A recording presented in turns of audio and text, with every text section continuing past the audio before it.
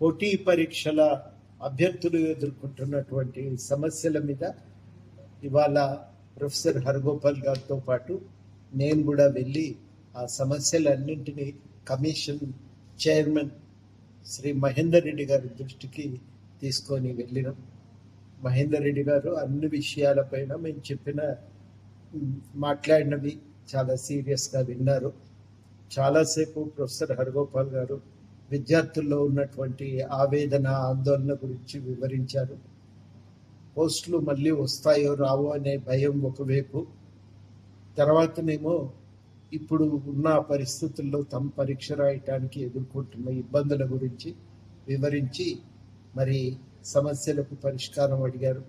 Group 1లో కొంత సంఖ్య పెంచటం, నిష్పత్తిని 1:100 పిల్లలు అడుగుతున్న విషయాన్ని చైర్మన్ గారికి వివరించారు. 1:100 ఇవ్వటానికి అవకాశాలను పరిశీలించాలని కూడా గట్టిగా కోరిండ్రు. వారితో పాటు నేను కూడా ఈ విషయాలపై మాట్లాడినా. అట్లాగే డిఎస్సిను గ్రూప్ 2కు మధ్యన ఎక్కువ సమయం లేనందున డిఎస్సిని కొంత వాయిదా వేయాలనేటువంటి మాట కూడా వారికి చైర్మన్ గారికి వివరించడం జరిగింది. ఈ 2 పరీక్షలను కొంత వాయిదా వేసి మధ్యన వ్యవధి ఉండేటట్టు చూడగలిగితే అప్పుడు పిల్లలకు న్యాయం జరుగుతుందనే మాట మేము స్పష్టంగా చెప్పినాం.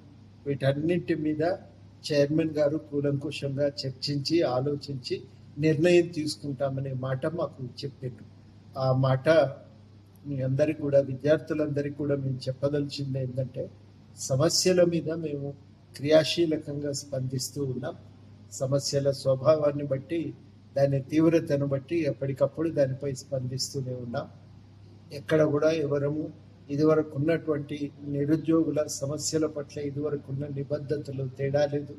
తప్పకుండా ఆ విషయాలపై మా వంతుగా మాకు తోచిన కృషి పరిష్కారానికి, నిరుద్యోగుల సమస్యల పరిష్కారానికి మాకు తోచిన కృషి మేము చేస్తూనే ఉన్నాం. తప్పకుండా మా వంతుగా మా బాధ్యతను నిర్వర్తిస్తామని కూడా ఈ సందర్భంగా హామీ ఇస్తున్నాం.